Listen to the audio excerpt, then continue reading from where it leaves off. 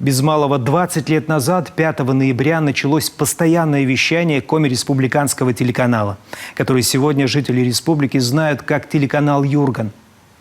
Сегодня, 2 десятилетия спустя, уже ведущий медиаресурс региона вспоминает свои первые шаги. О том, каких усилий стоил тот самый первый эфир, расскажет Евгений Стокас.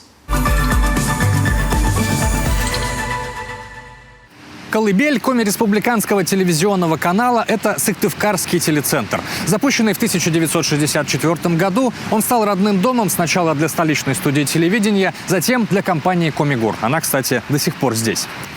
А в начале нулевых в этом построенном по типовому проекту телецентре появилось совсем нетипичное ТВ.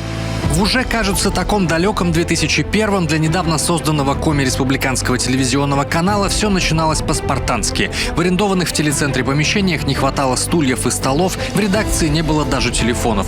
Хоть первые пилотные эфиры в августе того же года прошли успешно, канал должен был уже с ноября выйти на постоянное вещание, чтобы в предстоящие 3 месяца в канун выборов главы Коми информировать жителей республики о событиях в регионе. В помощь молодой команде КРТК пришли коллеги из Москвы. Режиссеры, операторы, журналисты. Они были должны, так сказать, поставить телепроизводство на поток.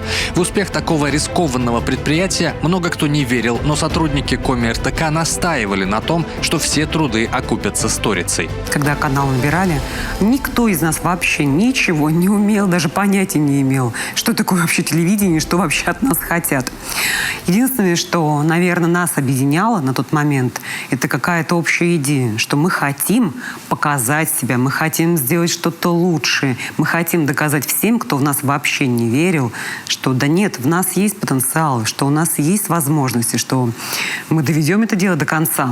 Наверное, потому что многие операторы, монтажеры и будущие телезвезды, ведущие корреспонденты не имели опыта работы на ТВ, они жадно впитывали новые знания. Профессионалов на республиканском телеканале можно было пересчитать по пальцам. Литманенко там был все-таки, Кузнецов был там, вот. Ну и Женя Ситкарев был. То есть на каждом посту были аксакалы, профессионалы, на которых можно было равняться. Вот только поэтому эфиры вытянули. Только поэтому. С первых августовских эфиров 2001 года прошло больше 3 месяцев. У канала появилась полноценная эфирная аппаратная и студия, пусть и находились они в разных зданиях телецентра. Команда притерлась, телеэфирный поезд, наконец, встал на рельсы и понесся вперед, чтобы уже не останавливаться. В том, что канал состоялся, сомнений не было, но напряжение все равно сохранялось до последнего. Когда я выдавал программы и заранее готовился, за 20 минут, наверное, я уже держал мышку в руке и думал, что вот сейчас я нажму на кнопку и пойдет в эфир программа. Те 20 минут, наверное, длились дольше, чем 20 лет, которые прошли сейчас. Вопреки всему, коктейль из задора творцов и надзора мастеров получился термоядерным. Вышло по-хорошему доморощенное и по-настоящему новое ТВ. Журналистские расследования, новые для Коми специальные репортажи, программы о здоровье, спорте и музыке и, главное, новости на русском и Коми языках. Вот о чем был тот самый знаковый выпуск 5 ноября 2001 года. На этот час на пост главы Коми зарегистрированы 6 кандидатов. Итоги первого этапа выборной кампании будут подведены в полночь. Трактор электростанции «Мельница» из подручного материала. Мастер-самоучка Виталий Петков скоро соберет вертолет. Заполярные игры в Иркуте. Для олейных гонок снег свозили со всего города.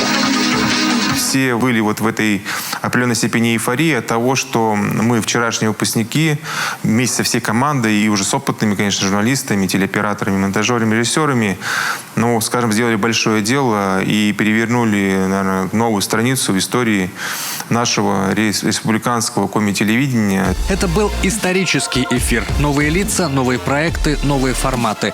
КРТК постепенно, но неотвратимо завоевывал зрителя, потому что вышел с ним на прямой диалог.